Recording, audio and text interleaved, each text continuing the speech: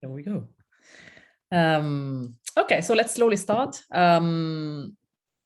So I'm Sarah, you probably already know me. I'm the community manager for Frictionless Data. As I was telling Oleg before, I'm in the process of moving from Germany to Italy. And that's really exciting, also a bit scary, but very exciting. And I'm really happy to be here. And I'm really looking forward to hearing Michael speaking about Open Data Blend. So I'll nominate Michael to introduce himself first. Okay. So yeah, hi, I'm Michael Amadi. I am a principal analytics consultant at a company called Nimblelearn. I'm also the founder of the company. And yeah, I look forward to telling you all about Open Data Blend and how we've used the frictionless data specs to build it, at least part of it anyway. Can you nominate someone else, Michael, to introduce himself? And I nominate Oleg. All right, thanks, Michael. I am Oleg Lavrovsky. I'm an independent software engineer and since many years active as an activist in the open data community, and I help to run the Swiss chapter of Open Knowledge, and I work on various frictionless data tools. Super excited to hear what you've got to say, Michael. Thanks. And I nominate Edgar. Unmute. Okay, I'm Edgar. I work in Open Knowledge Foundation for a short time now, 2 months maybe. But I have a long history working in open data, and I work in Open Knowledge Germany, Deutschland, and Open Knowledge Brazil, helped to create with my brother. And I worked used frictionless tools years ago in a startup in Berlin, and when I was working Open Knowledge in Germany, and first time that I'm here, trying to catch up and understand what is happening in the community calls. Very excited. And I nominate Jonathan, that's having his birthday today. I'm Jonathan Mitchell. It is my birthday today, so that's exciting. I live in Washington State in the US, and I work for a company called Innovi Health. It's in the US healthcare space, I guess. And I am interested in frictionless data because I think it could streamline a lot of what my job is, which is moving data around in and out of databases and data files. So that's basically why I'm here, is to kind of integrate with the community some more and move along that trajectory. So let's pass it over to Francisco. Hi, my name is Francisco. I'm from Brazil. I'm responsible for running the State of Minas Gerais Open Data Portal.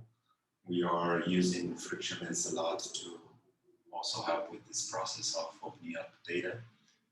And I think that's it. I'm gonna call Andres. Thanks. I am Andres from Argentina. I am part of the OKF team, and I am very interested in know and learn more about Frictionless and each community. So that's me, and I nominate Lily. Thanks, Andres. I'm Lily. I'm the product manager of Frictionless, and I think I've met all of you before. And yeah, I'm also really excited to hear from Michael. Yeah, and I think with that, I'll hand it back over to Sarah. Yes, and I will hand it back to Michael, who can start this presentation now. I think I made you co-hosts, but just check that you can share your screen if you need to. Great, thanks, Sarah. So I just want to check, can everybody see the slide deck? Yes. Okay, brilliant. So I'm going to be talking to you today about Open Data Blend, which is a modern and scalable open data service or set of open data services that have been put together to deal with some of the, I guess, the frequent challenges that you see when working with UK open data that is large and sometimes complex. So first of all, I'll reintroduce myself. So I'm an analytics consultant, a principal analytics consultant at NimbleLearn, which is an analytics consultancy company. And I have over 13 years of broad experience in data analytics across different industries, different verticals. And I'm Microsoft certified in a lot of these technologies, things such as Power BI and SQL Server analysis services. I mean, if that's your kind of space, you might be familiar with some of those technologies. Now, we've started working with frictionless data quite a few years ago. It was about 2014 when we started looking at the open data landscape and seeing what was really happening in that space. And one thing that caught our eye at the time was the Frictionless Data Project and how it was enabling people to combine data and provide it with rich metadata to allow it to be reused. And not too many years after discovering frictionless data and understanding the value proposition and how useful it was, we had a go at delivering a library called Data Package M, which is a library that allows you to use Power Query to pull data into Excel and Power BI. And it leverages the frictionless data, I guess, metadata or the data package spec. Then following that, we took Data Package M and we used it to create something called a custom connector in Power BI. And what that does is it enables you to use the native get data experience within Power BI to very quickly find data packages once you've given it a URL, and then look at the various resources within it, which will be presented as tables, and then pick which ones you want to load into Power BI.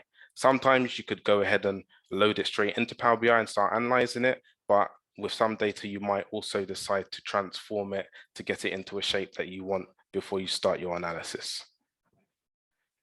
And lastly, as part of our frictionless data journey, one of the things that we did was put together the compression of resources pattern, which you can probably see now if you were to go to the frictionless data patterns area of the website. So that kind of covers the frictionless data journey and what we've kind of done in the space so far, and that is as NimbleLearn. Now, today I'm actually talking to you about Open Data Blend, which is actually a NimbleLearn project, but it has a sole focus of dealing with some of these common open data challenges.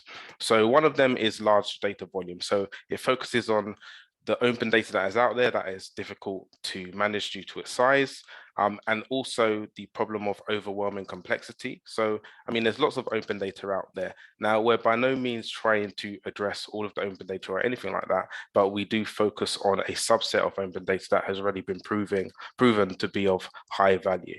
And another challenge that this project focuses on is the fact that data is often provided in a format that isn't optimal for data analysis. For example, you might get a table that's been provided in a PDF file, or you might get a lot of information about the data presented in a Word document. And I guess one of the last challenges that we kind of wanted to deal with is the fact that a lot of times you do get companies or organizations that aggregate the data and refine it and add value, but that normally comes with the kind of cost of them closing that data, which then means they've refined the data, they've made it easier to use, but then they've made it closed. So you can't use it for any purpose and you have to pay in order to use it. So Open Data Blend is focused on making large and complex UK open data easier to use. Now, like I said, there's a lot of open data out there, and to try and address this problem for every single data set is impossible. And because you have to take a kind of an approach whereby you deal with one data set at a time and understand it in order to then add value to it and refine it, we've targeted some of the more popular UK open data sets that we know people are already using and that we know already have a lot of value and have the challenges that have been mentioned previously. So the initial focus is England prescriptions, MOT tests, and road safety. So if you were to go to opendatablend.io, those are the data sets that you will see. There are some other data sets that kind of support the analysis of these primary data sets, but that is our focus at the moment, and over time we will add more data sets. So the goal of the project is to simplify data acquisition and support the actual understanding of that data, because it's one thing to get the data, but once you have it, if you don't know how to use it, or you don't understand how to join it up, or you don't understand the context of the various columns, then you can't really get any value from it. And another area where we want to kind of help is in making it faster to get data insights. So we enrich the data and we do things to accelerate that transition from having data to actually being able to deliver valuable insights with it. And we're aiming to do all of this while keeping the data open, which means all of our data sets are openly licensed. Now, Open Data Blend has two highly scalable services. One of them is a bulk data service called Open Data Blend Datasets, and this service is actually built pretty much on top of the frictionless specs, and you're going to see in a moment what I mean by that. The second service is a business intelligence model as a service called Open Data Blend Analytics, and the idea of that service is that you'll be able to connect BI tools like Power BI, Tableau, Excel, and be able to interactively analyze the data. And you're going to learn a bit more about that shortly. Now, having a project like this and kind of building something like this is somewhat expensive. So we have had to make sure that the project deals with the monetization aspect as well for sustainability purposes. But all of our pricing plans, if you do go into that direction, are all reasonably priced and they kind of scale with usage. Right, so let's focus on Open Data Blend datasets first. So with Open Data Blend datasets, you have two interfaces. You have the Open Data Blend Dataset API, and then you also have the Open Data Blend Dataset UI. So naturally, the API is aimed at people who are more proficient with code, who deal with APIs. So these can be data scientists, data engineers, and web developers or programmers who, are just enthusiastic about working with data. Now, regardless of what interface you use, the design has been done in such a way that it's easy to navigate through the catalog. So it's easy to navigate through the catalog programmatically or through the UI. And something that's quite important about the actual data that we package and deliver through it is because we have pre-processed it, you get it in formats that aren't available at the source. So the format that is the most prevalent one is CSV, but obviously, because we know that CSVs can be quite bulky in terms of size, they are all gzip compressed, but you can preview a subset of the data before actually downloading it. And then the other two formats that are commonly associated with big data and data analytics are ORC and Parquet. And these are both columnar optimized formats, which means that they are compressed in such a way that they can be analyzed very quickly. And if you're using platforms like AWS Athena or Synapse Analytics, Azure Synapse Analytics, or Google BigQuery, you can actually land these files into your cloud storage or data store or data lake and query them interactively as though they were tables. The Open Data Blend dataset service is both free and paid. The free aspect is that you can download, I think there's a limit of about 8 files per month, but the files can be quite large, which is why we've kind of had to balance between allowing you to download files, but also, balance it with the costs as well. And the paid services, once again, they scale with usage. Now, when I say data set, you can also swap that out for data package because our data sets are effectively data packages. But data set is a terminology that people would typically use when working with data of this nature. And to the right-hand side, you can see a snippet of the metadata for one of the data packages or data sets. This one is the English prescribing one, which has the various properties that are associated with the data package, the data resource, and the table schema frictionless specs. Also, we've incorporated some of the frictionless patterns, specifically the data catalog pattern, whereby you have an entry point to then list all of the available data packages and then kind of go to iterate through and go to those. And also the compression of resources pattern as well, which is what we've used effectively by having the gzip compressed CSV files.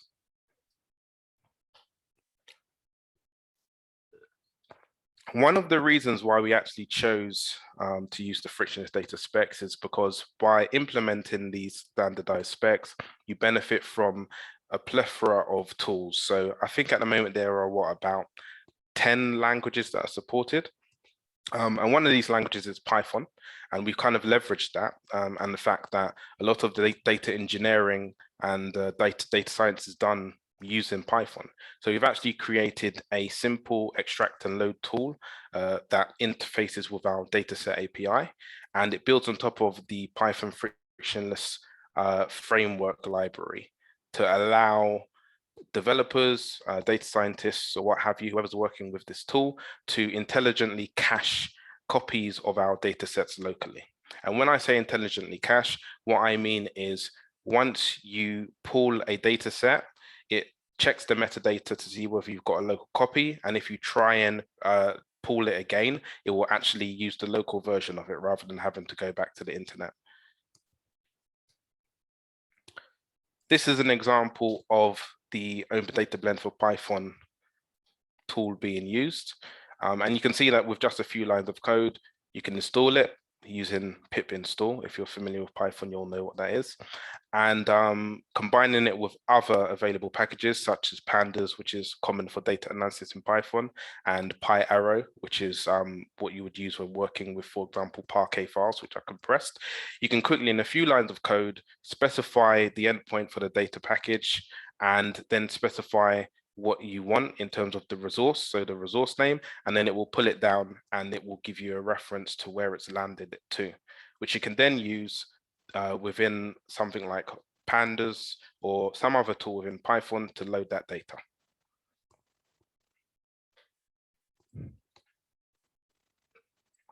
So the Open Data Blend Dataset UI has a different target audience. It's obviously aimed at people who don't necessarily want to write code. It's the broadest audience, and so we've made the interface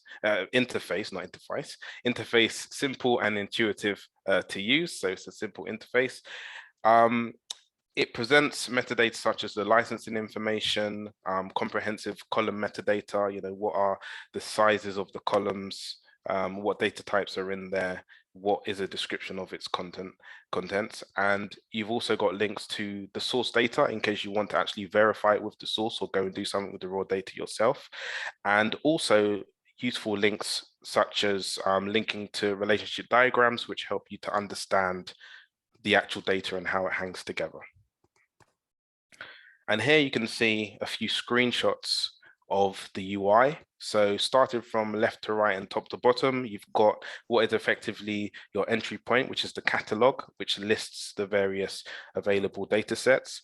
Then you've got an actual page for a data set. And as you scroll through that page of that data set, you'll see the various data files that are available to download in one of those three formats, and you'll be able to preview the data as well as read the metadata about the various columns. Now, moving on to Open Data Blend Analytics. As mentioned previously, this is a BI model as a service or business intelligence model as a service. It surfaces the same data that's available in the data sets. So you could actually use a combination of both services. You could use the Open Data Blend Analytics service to quickly explore the data, but then you decide that you need the data in bulk for some purpose, and you can go and use the Open Data Blend Dataset API to actually pull the data in bulk. Naturally, if you're just a data analyst and you just want to deal with the ability to create insights and reports, you can just work with this analytics service to quickly query and build reports in tools like Excel, Power BI, and Tableau. And because of its nature, because of the infrastructure behind it, this is a paid only service. And in a moment, I'm going to show you some slides that have some animated GIFs that give you an idea of what the experience is like in each of the three mentioned tools. Now, I only mention these three tools, but there are actually several other tools that can also be used to connect to this service. So here you can see an animated GIF of the experience in Excel. And here, this is just very quickly looking at some anonymized MOT data. It's using the drag and drop experience of Excel pivot tables, and it's slicing that data down by time. So first by year, then quarter, and then by day. And you can see here, there's a very similar experience in Power BI as well. Once again, you're navigating through the listed items in the model, and then you're able to drag and drop and build your reports up to basically find your insights. Now, you can imagine doing this versus having to download a file, load it into a tool, model it somehow and analyze it. This is an order of magnitude faster. And that is one of the goals of this project, to actually speed up the time it takes to go from having data to actually being able to get insights from it. This example here is just showing a similar experience in Tableau. But ultimately, regardless of which one of these three tools you were to use, you would have the same experience whereby you are able to drag and drop and analyze the data in seconds, as opposed to minutes, hours, days, weeks, or even months. So that's it. So thank you for listening. If you want to find out more about Open Data Blend, you can go to opendatablend.io. You can also follow us on Twitter, whereby you'll learn about articles that we publish, or news related to Open Data Blend or other things in the space. So with that, I'll hand back over to Sarah. Thanks very much, Michael. That was really great. I'll now open the floor for questions, if anyone has anything.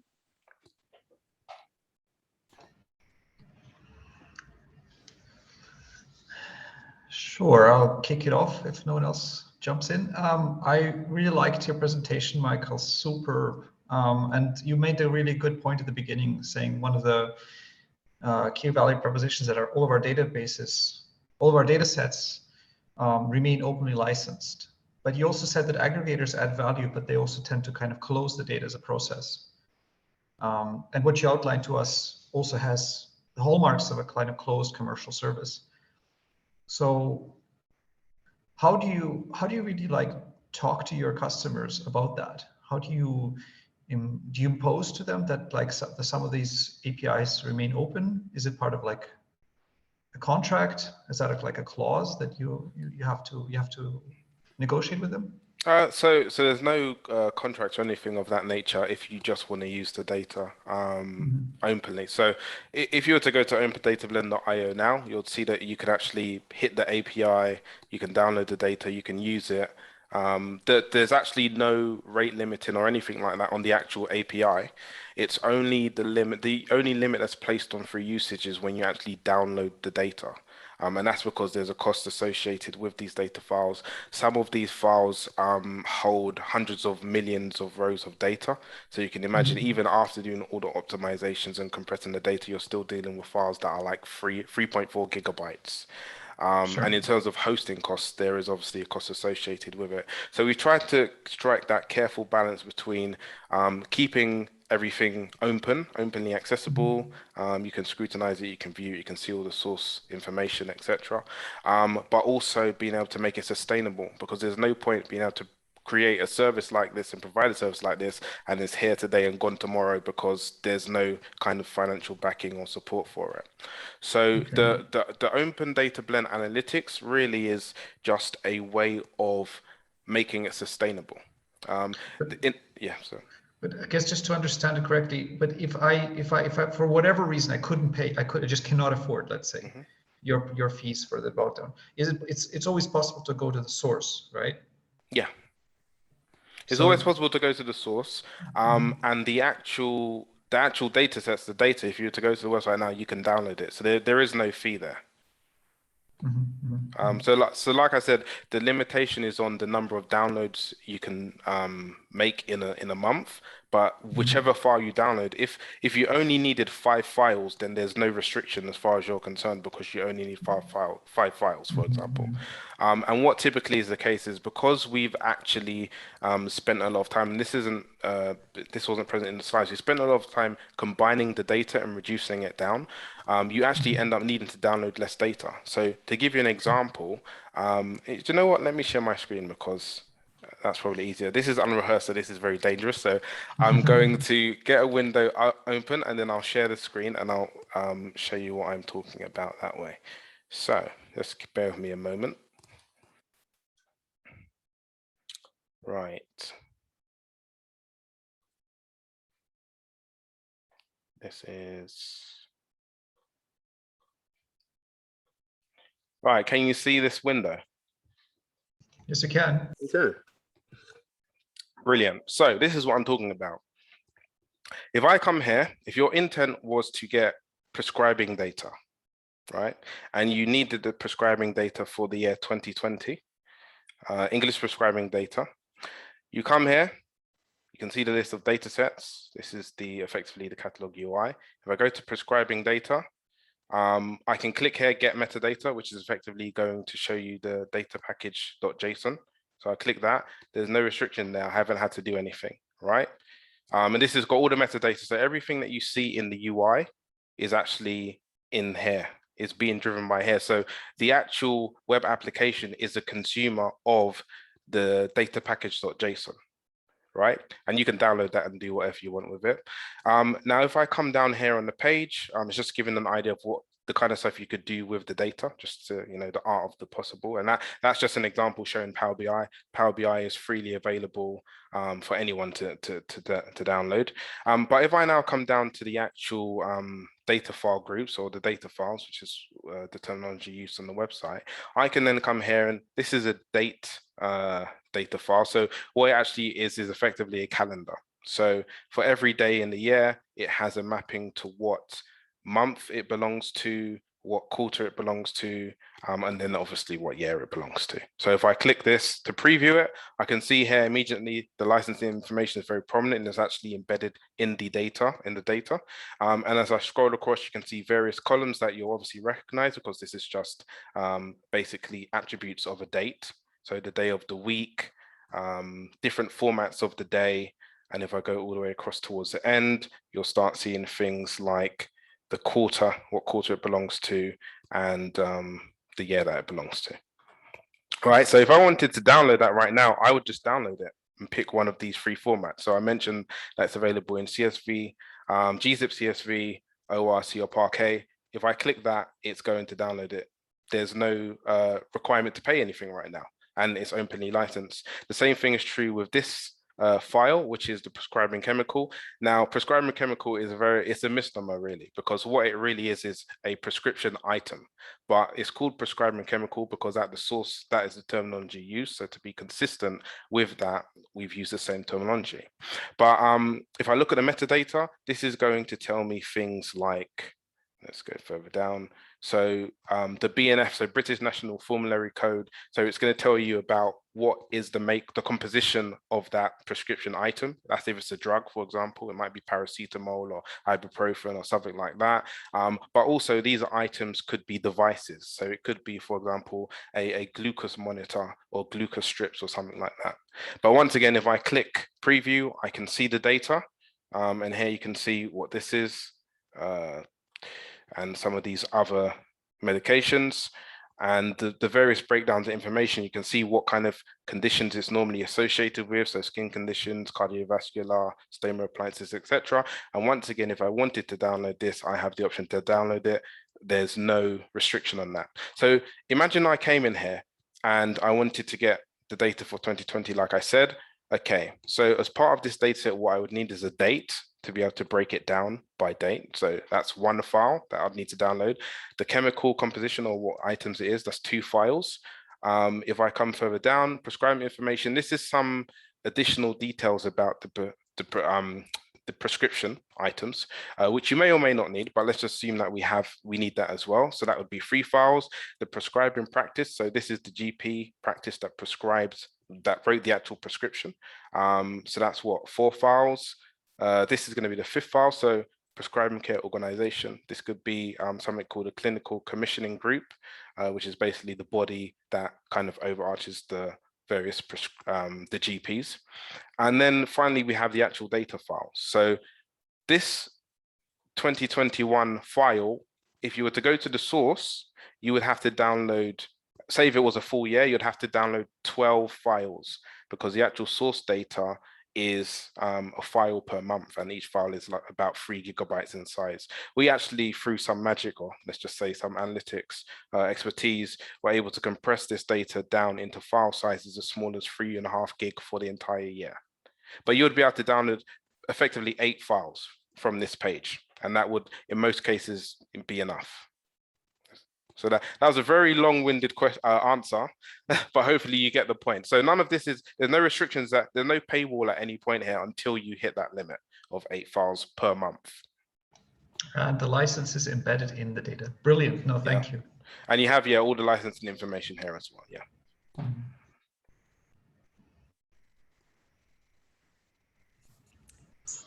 Any other questions? Francisco, you wanted to? Yeah. Congrats, Michael. So just a couple of questions. Do you guys maintain the title and the descriptions in the data dictionary, or are you getting from the original source data? Sorry, could you repeat that question? The titles and the descriptions in the data dictionary that you show, that are in the data package, are you Open Data Blend maintaining and creating those, or they come from the source data? Okay, so we are maintaining them. Depending on the source, if it's something that we are permitted to reuse and it's been described in such a way that there's no better way to describe it, then we will display those here. We might supplement it with some additional information we found just by working or analyzing the data. But in a lot of cases, we've actually gone through the data and put in a lot of these descriptions. Some of them are specific to how we've packaged the data, so they wouldn't exist in the source anyway. For example, let me share my screen again, because that's obviously a lot easier than talking abstractly. So for example, something like this PTC activity, that doesn't exist in the source. We've put that in there as a means. So if you're using one of these analytics cloud platforms, it's normally good to partition your data, and that's a column that you could use to partition the data on, for example. So it's a mixture. To answer your question, it's a mixture, and it depends on the source.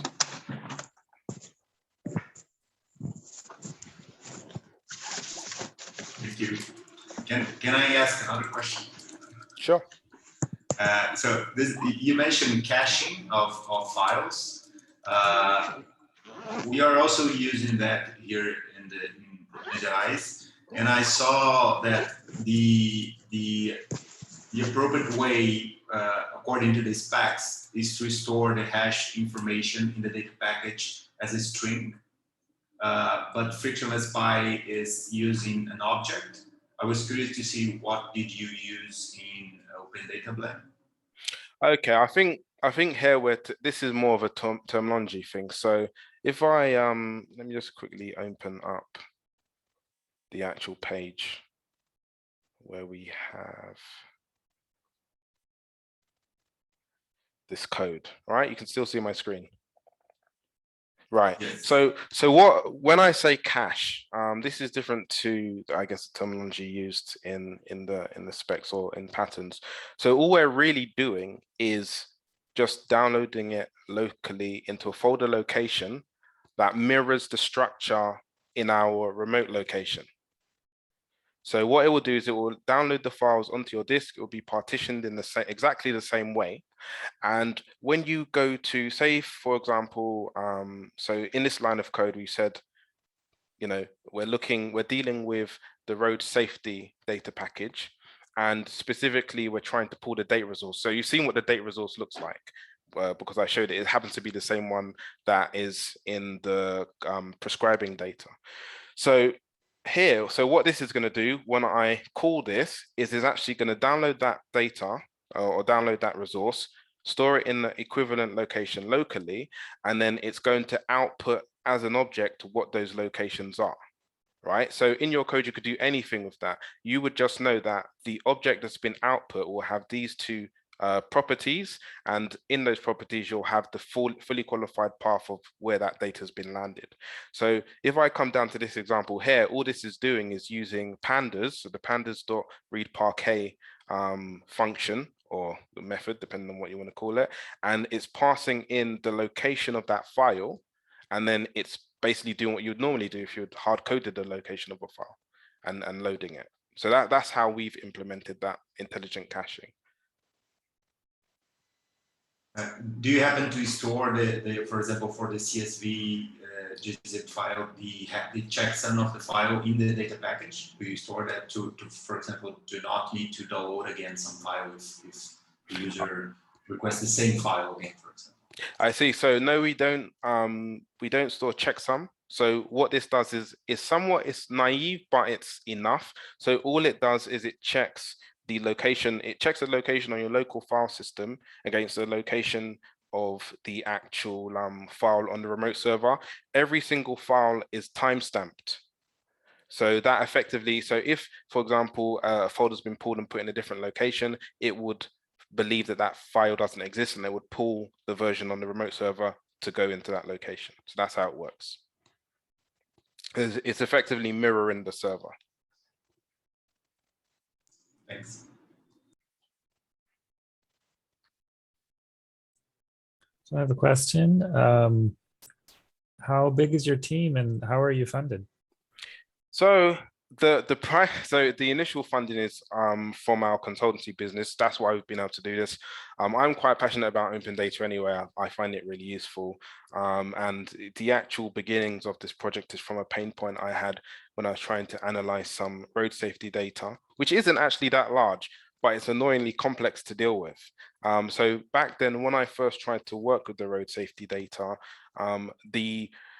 you have multiple files that have the actual, I guess, all of the accidents. So each record, each line is an accident, but then you've also got the various pieces of the data that describe codes in a separate Excel file that is split across like about 20 different tabs.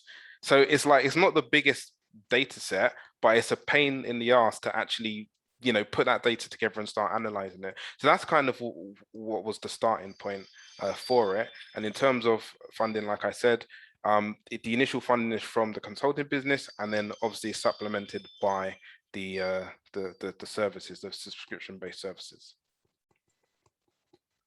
It's very neat. I'm actually, I have a lot of pain points in my job too, that I'm working on a side project that'll hopefully be lucrative for me too down the road. But initially, I'm hoping that it'll solve some pain points. So very cool.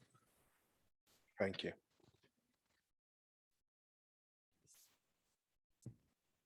Any other questions? I guess here's another one. What are you using to host the data, if you can share that? Oh, yeah, sure. So the infrastructure is primarily Azure. So you've got a mixture of services. In fact, it uses so many of the Azure data services that it's almost like a technology demo. So it's using things like Azure Storage, it's using Azure Analysis Services, Azure SQL databases, functions. I mean, the list goes on. That's right. I should have figured that from your slides. You mentioned that you're all in on Azure, so that's neat. Thank you.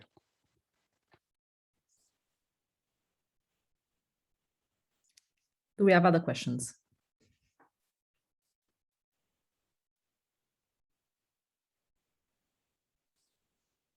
If we have time for a second question, I wouldn't mind asking one. Sure, go ahead, Oleg. You talked a lot about how your company advocates finding your insights faster, which, having been a data consultant myself is a popular line. It attracts customers, etc. I'm just wondering, have you found frictionless data also useful to put on the brakes, as in to help people to be more considerate and more careful and more, or less biased, for example? or at least more statistically correct in correlating data sets of different provenance? I think that question is would be more from the perspective of if you're using the frictionless specs generally within an organization to just package data and share it between yourselves. I wouldn't say personally that it's caused that to happen. What I would say though is that in using the frictionless specs and having, almost like a framework for what should be in there, it's helped with ensuring things such as the metadata descriptions, the data types, and things like that, making sure that they're in there to make the data easier to use and to be more discoverable. Because, had there not been a framework like that, has all of these things that you might not have thought of, something like this could have really just been, here's the data, you download it, here's the link to download it, and that's it, and not really having that rich metadata to support its reuse. So I would say that the frictionless specs have helped to encourage thinking about how do you really make this data easier to use. Typically, in any case, when you're using data, even if it's described, when you start working with it, you yourself might find nuances with the data and reasons why certain parts can't be used or reasons why certain parts have to be caveated when you present it. But it's getting to that point sooner that I think the frictionless data specs helps with. Cheers.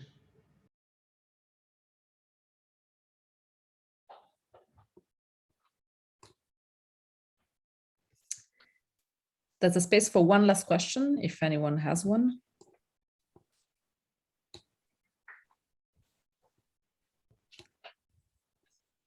Otherwise, before we move on to our announcements, I wanted to ask all of you to get a piece of paper and a pen for 1 second, because I'm going to ask you to do something.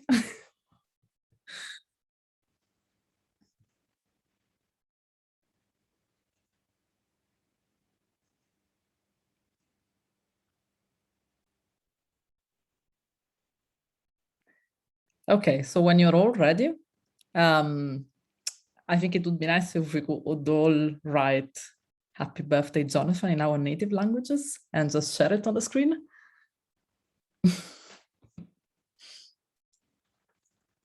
I'm gonna do mine.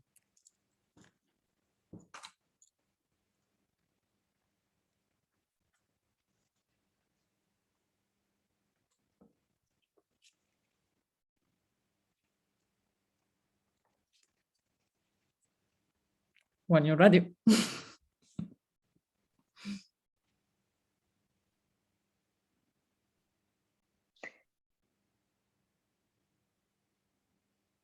Thanks, everyone. That's awesome. Oleg's is the best, maybe. Yeah. Oleg cheated. I also cheated, decided to go with acronyms. Sara, so you're not native German? Hmm? You're not native German? No, I'm native Italian. Okay, that makes sense why you'd want to move back to Italy. I lived in Germany for a couple of years, so. Where did you live? Frankfurt area. Oh, okay, yeah, I was in Hamburg. You're gonna have to trust me. Mine does say something. It's not just a blurred out piece of blank paper or anything like that. Classic.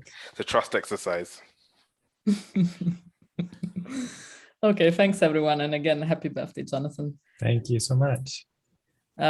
So the party. Yeah. I'm late to the party, but here is mine. If you can see. Ah, yes.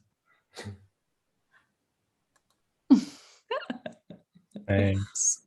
Thanks, Yusuf, for sharing. Yeah, you're welcome. Okay, so moving on to our announcements. So the first thing that I wanted to tell everybody is that our next community call, for once, it's not going to be the last Thursday of the month, but it's going to be on the 18th of November. And we're going to have Peter Desmet presenting frictionless data exchange format for camera trapping data. So that's going to be quite interesting. It's going to be at the usual time, but just I think it's a week earlier than usual. Besides that, the other thing that I wanted to tell all of you, maybe not Michael that just presented, but we have a free spot for December in the community call. So if anyone here wants to present something, just write us a note or put something in the agenda document. Could be good to have one of you if you're interested. And then another thing that I wanted to announce is that Evgeny, so our senior developer, is presenting LiveMark, the newest frictionless tool at PyData tomorrow. So if you're interested, he's presenting that during the lightning talks, which are at 7 a.m. UTC. The other announcement, maybe Lily will tell you a bit more about it, is that earlier this month, the third cohort of Frictionless Fellows started, and you're probably going to meet them later in the year or early next year, probably, in one of the community calls. Yeah, we have 6 new fellows. They're early career researchers from around the world, studying all sorts of different things, like agriculture, library science, physics. So they're broad, and they're all learning about open science principles and how to use frictionless data with their own data to make their science more reproducible. So they'll be happening soon. They'll be coming by soon.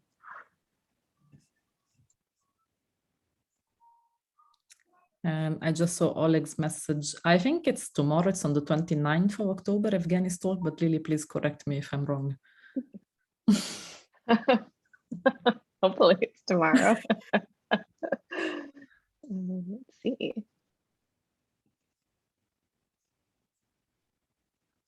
I don't know. It doesn't say on that sheet. Yes, sorry. The conference started today, but the lightning talks are tomorrow morning. That's good. Yeah, exactly. Okay. Oof. We're relieved that we didn't miss Evgeny's talk. That would have been not really nice. Evgeny and I are supposed to practice this talk in like 10 minutes, so that would be even worse.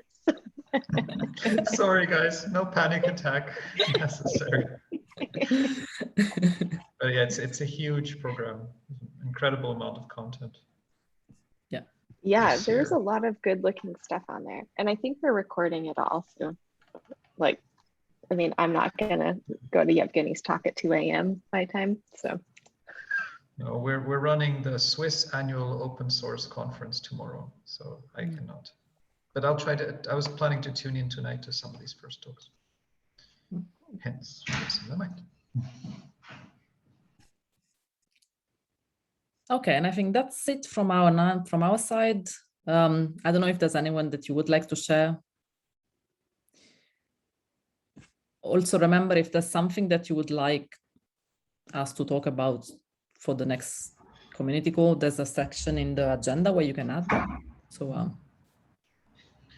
I'm always curious to hear about hackathons. I love the fact there was a frictionless hackathon last month. I was wondering if anyone's planning another one in the future. I don't know about the future, but you're pretty lucky because in this call, there are 2 people that were part of the winning team of the frictionless hackathon. So I don't know if they want to say something about it.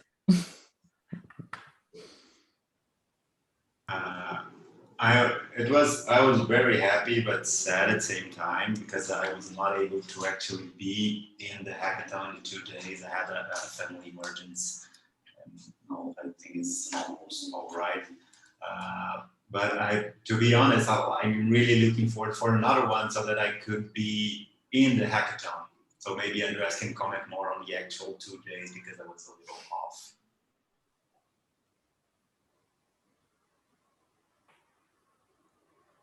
Thanks, Francisco. So I think it was very interesting. It was 2 intense days, and we would definitely like to do a new one. I mean, we're just still learning our lessons from the last one, so it's not going to be tomorrow, I don't think, but in the future, why not? Great, looking forward.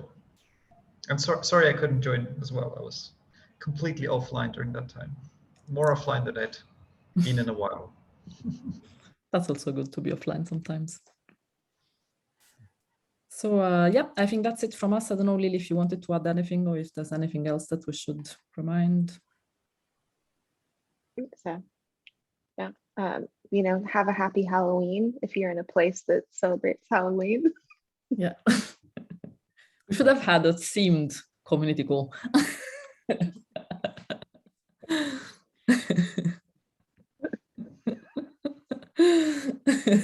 Oh man. All right, maybe on that note, and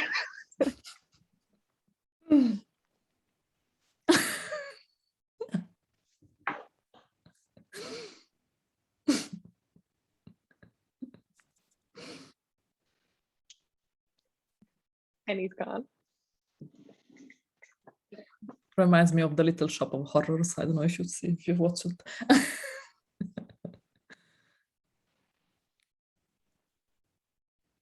Okay, let's maybe wait to see if Oleg is still alive. I